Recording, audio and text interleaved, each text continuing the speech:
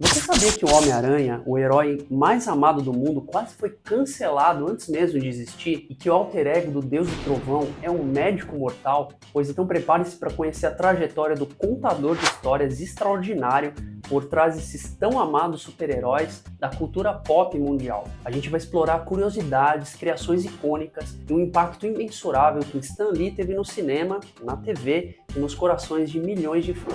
Olá pessoal, sejam muito bem-vindos ao canal História da Gente. Aqui nós contamos histórias incríveis de pessoas reais. Se você gosta de conteúdos como esse, peço que você se inscreva no canal, deixe o seu like e ative o sininho para não perder nenhuma notificação. Isso ajuda muito a gente a continuar produzindo conteúdos como esse aqui para vocês.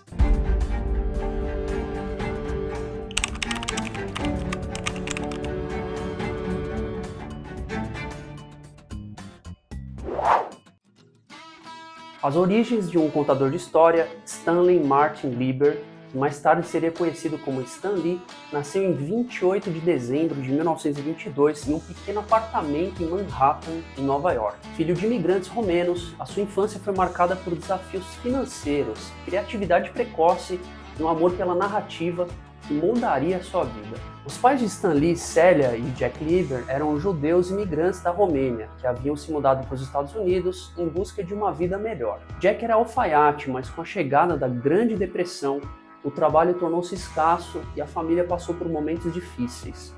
Sem dinheiro para brinquedos caros ou atividades de lazer, Stan encontrava conforto nos livros e nas histórias que criava na sua mente. Ele lia avidamente tudo o que podia, desde clássicos da literatura como Júlio Verne e Mark Twain, até revistas pulp e histórias de aventura. Nos fins de semana, Stan aproveitava os cinemas do bairro, onde por alguns centavos ele podia assistir filmes de aventura e histórias heróicas. Essas produções cheias de ação e personagens maiores que a vida plantaram as sementes da sua futura paixão por criar narrativas épicas. Stan era um aluno dedicado e brilhante que frequentou a DeWitt Clinton High School, uma escola pública no Bronx, conhecida por formar jovens criativos e talentosos. Lá ele se destacou como escritor e editor do jornal estudantil, mostrando um talento precoce para contar histórias. Para ajudar nas finanças da família, Stan assumiu vários trabalhos desde cedo, incluindo entregador de sanduíches e recados, lanterninha de cinema e até escritor de obituários. Cada uma dessas experiências contribuiu para o seu entendimento sobre pessoas, emoções e os desafios da vida cotidiana, elementos que mais tarde seriam incorporados nos seus personagens. Mas desde cedo, Stan sabia que ele queria ser escritor. Ele adorava criar histórias. Ainda adolescente, ele sonhava em escrever um grande romance americano. Inspirado por sua paixão por heróis literários, ele começou a experimentar a escrita, enviando contos curtos para concursos e revistas locais. Aos 16 anos, Stan formou-se no ensino médio e começou a buscar oportunidades de trabalho. Ele não sabia exatamente onde as suas habilidades o levariam, mas ele estava disposto a tentar qualquer coisa relacionada à escrita. Em 1939, por intermédio de um tio, ele conseguiu uma vaga como assistente na Timely Comics, e mais tarde se tornaria a Marvel Comics. Esse trabalho, inicialmente limitado a tarefas menores, como apagar marcas de lápis e servir café, seria o início de uma jornada que transformaria Stan Lee em uma das figuras mais influentes da cultura pop. Stan Lee serviu no exército dos Estados Unidos durante a Segunda Guerra Mundial, de 1942 a 1945. Embora muitos o conheçam como criador de histórias fictícias durante a guerra, ele trabalhou ao lado de verdadeiros heróis, contribuindo de maneira única para o esforço militar. Em 1942, aos 20 anos de idade, Stanley Martin Lieber foi convocado pelo exército e passou pelo treinamento básico como qualquer outro recruta, aprendendo técnicas de sobrevivência, manejo de armas e também disciplina militar. Porém, apesar do seu desejo de estar na linha de frente, as suas habilidades criativas rapidamente o destacaram dos outros recrutas. Depois da sua formação básica, Stan foi transferido para o Signal Corps, um departamento responsável pela comunicação e propaganda do exército. Lá ele recebeu um título incomum, dramaturgo. Lá ele trabalhou criando materiais como os manuais e filmes de treinamento, explicando de forma simples e clara como manusear equipamentos ou seguir protocolos militares. E os cartazes e slogans motivacionais eram produzidos por ele, com conteúdo gráfico que inspirava as tropas a manterem a moral elevada durante os tempos difíceis. Seu tempo no exército foi crucial para moldar a sua habilidade de contar histórias que ressoou com públicos amplos. Ele aprendeu a simplificar conceitos complexos em narrativas acessíveis, usar narrativas de forma visual e textual para ensinar, engajar e também incorporar emoções e humanidade nas histórias, mesmo quando tratava de temas técnicos ou sombrios. Embora Stan Lee não tenha combatido diretamente no fronte, ele desempenhou um papel vital em manter os soldados preparados, educados e emocionalmente conectados à causa. A sua criatividade e habilidade narrativa já estavam presentes, mostrando que mesmo em tempos de guerra, ele sabia como transformar palavras, imagens e ferramentas poderosas. Após a guerra, Stan retornou à Timely Comics com um repertório criativo ainda mais amplo, pronto para revolucionar os quadrinhos. Esse período no exército foi um lembrete de que nem todos os heróis usam capa ou armadura. Alguns empunham lápis e muita imaginação. Em 1960, Stan Lee e sua equipe desenvolveram o chamado Método Marvel. Era uma revolução criativa que redefiniu a maneira como as histórias em quadrinhos eram produzidas, permitindo que a Marvel produzisse uma quantidade incrível de material, mantendo a qualidade narrativa e visual que se tornou a marca registrada da editora. O Método Marvel funcionava dessa forma. Era uma abordagem colaborativa para criar histórias em quadrinhos, onde o escritor fornece um esboço da história em vez de um roteiro completo. Esse esboço é passado para o artista, que desenha as páginas baseado na sua interpretação da história. Depois que as páginas são ilustradas e estão prontas, o escritor retorna para adicionar os diálogos e os textos finais. O método surgiu a partir de uma necessidade de maior eficiência, pois Stan Lee, como editor-chefe, roteirista principal e supervisor criativo, estava sobrecarregado com o volume de trabalho. Escrever roteiros completos para cada edição era um processo demorado, especialmente porque Stan também precisava supervisionar outros aspectos da produção. A partir da implantação do método, os artistas passaram a ter mais controle sobre o ritmo e a composição visual das histórias. Isso resultou em narrativas visuais mais dinâmicas e envolventes, já que os artistas podiam explorar sua criatividade sem estarem limitados a instruções detalhadas. Além disso, permitiu que Stan e a sua equipe produzissem histórias em um ritmo mais rápido e mais eficiente. Ao contrário dos arquétipos perfeitos da DC Comics, os personagens de Stan tinham falhas, dúvidas e problemas reais. Isso os tornou profundamente identificáveis para os leitores de todas as idades. Além disso, Stan costumava usar as suas histórias para abordar problemas sociais que podem ser vistos em diversos acontecimentos dos seus heróis.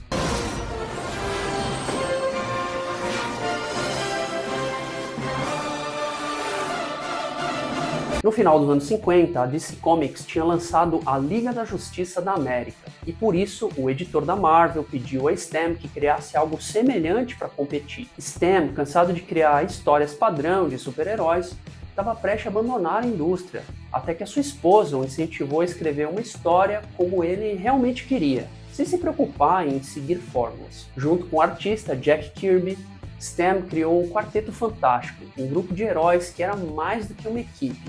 Eles eram uma família disfuncional, e cada membro tinha características únicas e também imperfeições.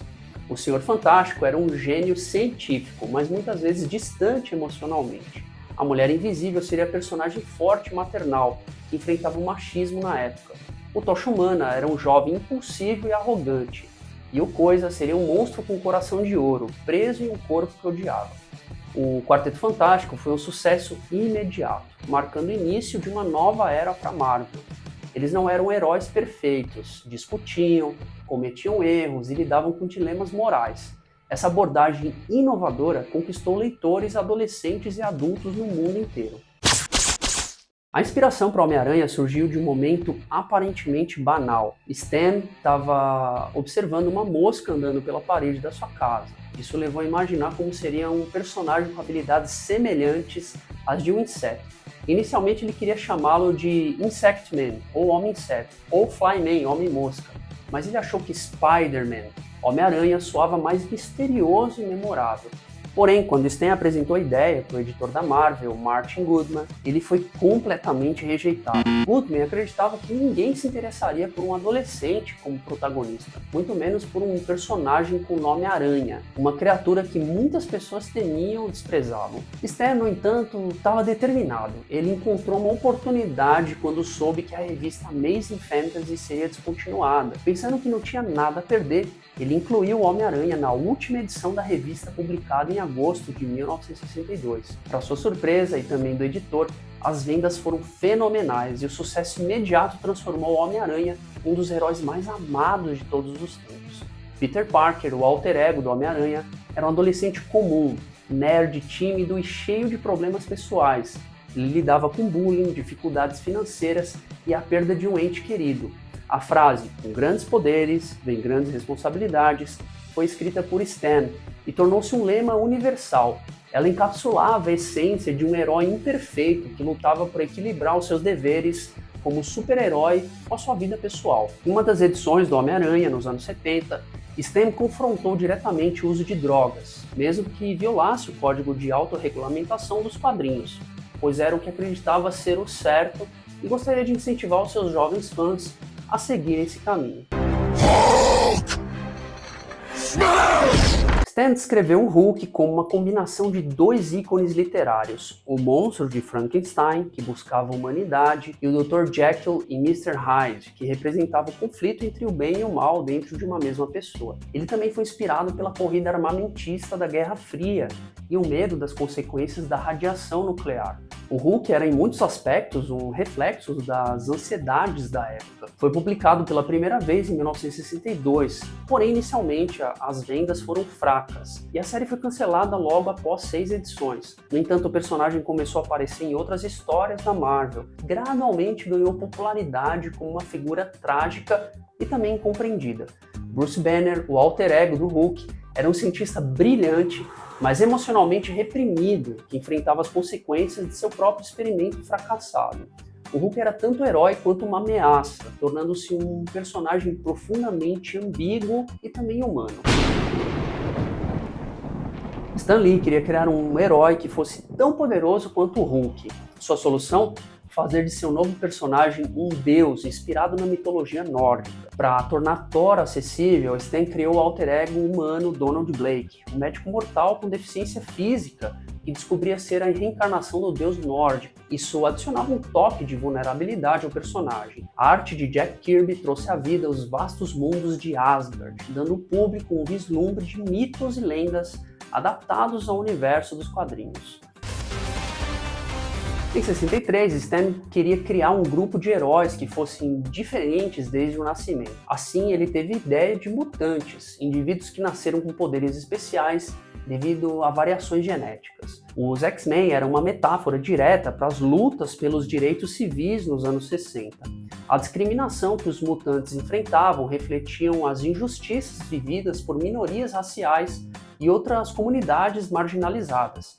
Charles Xavier e Magneto, os líderes opostos dos X-Men, foram inspirados em figuras reais, Martin Luther King e Malcolm X, representando abordagens pacíficas e militantes para alcançar igualdade. Pantera Negra estreou em 1966 durante o auge do movimento dos direitos civis nos Estados Unidos, como o primeiro super-herói negro dos quadrinhos. A nação fictícia de Wakanda era um paraíso tecnológico que desafiava os estereótipos da África retratada na mídia da época. E o rei T'Challa era um herói forte, independente e inteligente que desafiava estereótipos raciais. Embora alguns leitores tenham resistido à inclusão de um herói negro, o Pantera Negra foi amplamente celebrado como um marco na indústria dos quadrinhos. Nos anos 70, Stan começou a promover adaptações cinematográficas. Apesar de enfrentar limitações técnicas e orçamentárias, ele acreditava no potencial dos filmes de super-heróis. Com o lançamento de Homem de Ferro em 2008, o universo cinematográfico da Marvel começou a sua ascensão meteórica. Stan, mesmo como consultor, viu seus personagens tomarem vida em proporções nunca antes vistas. Devido aos seus trabalhos brilhantes, ele recebeu inúmeras homenagens ao longo da sua vida. O Saturn Award por suas contribuições à ficção científica, uma estrela na calçada da fama de Hollywood em 2011, inclusão no Disney Legends Hall of Fame. Ele também gostava de fazer participações especiais em quase todos os filmes da Marvel, tornando-se uma tradição amada pelos fãs. Momentos memoráveis incluem o carteiro Willie Lumpkin em O Quarteto Fantástico, o DJ em Deadpool, e sua última aparição em Vingadores Ultimato, onde ele aparece rejuvenescido, dirigindo um carro em 1970.